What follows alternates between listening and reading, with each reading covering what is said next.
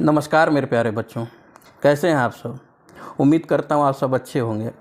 Video की अगली series में हम आ रहे हैं पार्ट 3 अपशिष्ट एवं उसका निस्तारण। अपशिष्ट होता क्या है? मनुष्य एवं जीवों के दैनिक क्रियाकलापों के फलस्वरूप निकलने वाले अनुपयोगी पदार्थ जो होते हैं बेटा, वही अपशिष्ट पदार्थ कहलाते हैं।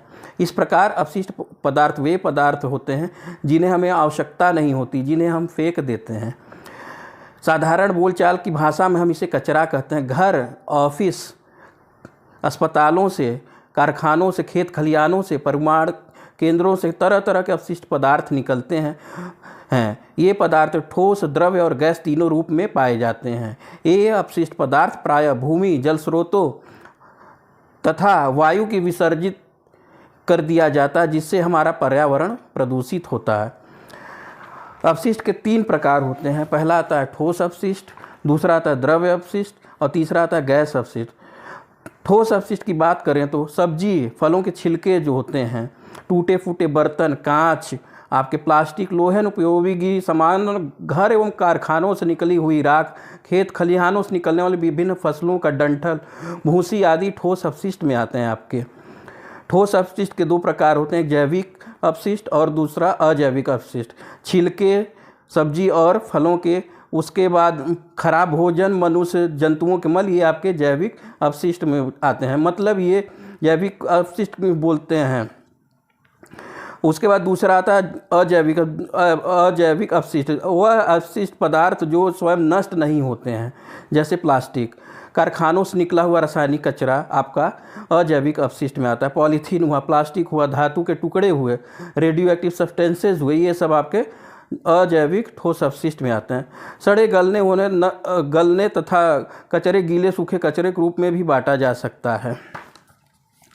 कचरा जो होता है बेटा, उसे गीला कचरा भी कहते हैं और सूखा कचरा में भी आता है। जैसे घर का जो किचन का होता है, गीला कचरा में चला जाता है बचा हुआ भोजन जो होता है, और जो सूखा कचरा होता है आपका कूड़ा करकट हो गया, पेपर हो गया, जो आप फाड़ के फेंकते हैं। अब हम द्रव्य अपशिष्ट की बात करते हैं। नालियों, सीवरों में गंदा पानी, उर्वरक, चमड़ा शोधन, विद्युत उत्पादन केंद्रों तथा उद्योगों से निकलने वाले गंदा विषैले जल द्रव्य अपशिष्ट के उदाहरण हैं।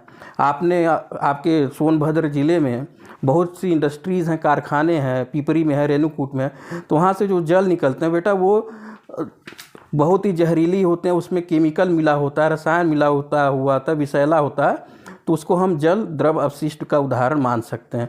गैसीय अपशिष्ट, कारखानों से बेटा जो आप देखते हो धुआं निकलता है, वो आपका गैस अपशिष्ट में आता है, वो भी जहरीली धुआं होते हैं। आप अंगीठी में जब आग सुलगाते हो, आग जलाते हो, तो जो धुआं होता है उसमें कार्बन मोनोऑक्साइड होता है, कार्बन डाइऑक्साइड होता है। आपने देखा होगा या सुना होगा कि मतलब कमरे में बोरसी पर जब आपका उपली सुलगाते हैं, उससे जो धुआं निकलता है बंद रहता है ठंडी में, तो सुनने में आता है कि मृत्यु हो जाती है। वो क्यों होती है? गैस के कारण होती है। वो कार्बन मोनोऑक्साइड गैस होता है, वो बहुत ही जहरीली होती है। वो श्वसन प्रक्रिया के द्वारा आपको कार्बन डाइऑक्साइड लेना होता है, तो वहाँ से कार्बन मोनोऑक्साइड आप लेते हैं, तो आपके शरीर में घुलनशील होती है और ब्लॉक कर देता है, तो आदमी मर जाता है। उसके बाद बेटा आता है ई कचरा।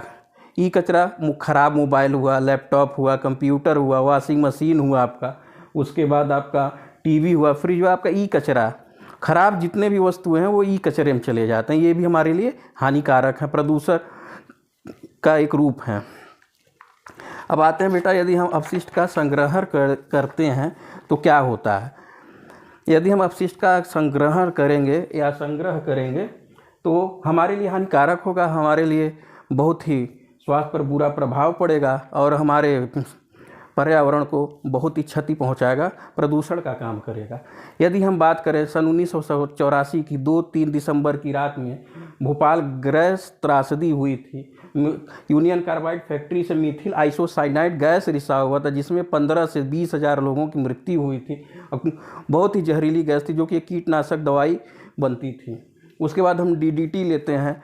आपका DDT जो है डाइफेनिल ट्राइक्लोरोइथेन होता है। DDT का पूरा नाम होता है डाइफेनिल ट्राइक्लोरोइथेन होता है। ये भी एक कीटनाशक होता है, जो कि बहुत से देशों में इसका बैन हो गया है।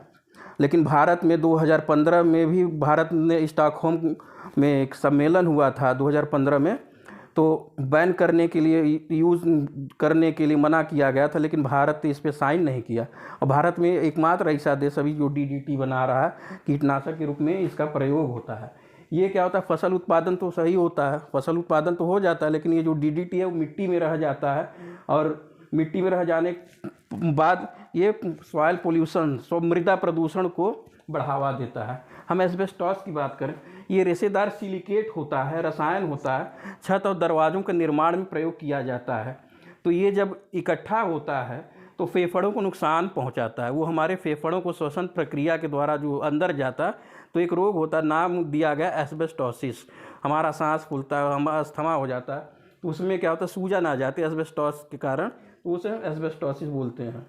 पारा होता है, पारा मरकरी, सामान्य ताप पर ये तरल पदार्थ होता है, सामान्य ताप पर ये तरल पदार्थ होता है, और जब ये हमारे शरीर में जाता है, हमारे नर्वस सिस्टम को, हमारे तंत्रिका तंत्र को, हमारे श्वसन तंत्र को और हमारे पाचन तंत्र को प्रभावित करता है। 1950 में जापान में मीन माता की खाड़ी में जब इसका रिसाव हुआ, वहाँ पे पानी में जब जाता है तो मछली उसको पानी को लेती है, तो पानी जब मछली के अंदर जाता है तो मछली में वो रह जाती है। जब मछली को मनुष्य खाता है तो मनुष्य के शरीर में आ जाता है। तो यही DDT यूट्रोफिकेशन जो होता है, बायोलॉजिकल मैग्निफिकेशन जो होता है, यहीं से मीन माता डिजीज़ होता है। इसमें क्या होता है, सेरेब्रल मीन माता डिजीज़ में, मीन माता रोग में आपका सेरेब्रल पाल्सी हो जाता है, आपका मनुष्य जो होता है कोमा में चला जाता है, तंत्रिका तंत्र खराब हो जाता है, काम नहीं करता है, आपका नर्वस सिस्टम एकदम डैमेज हो जाता है, कभी कभी मृत्यु हो जाती है। ऐसे भी केसेस आए हैं। अभी मैं डाटा देख रहा था तो करीब 1950 से अब तक करीब 8,000-9,000 लोग वहाँ पे मीन माता रोग की वजह से प्रभावित हुए, मृत्यु हुई है, ये डाटा शो कर रहा है। अब दूसरा भाग इस वीडियो का हम कल अपलोड करेंगे। आज के लिए इतना ही, थैंक यू।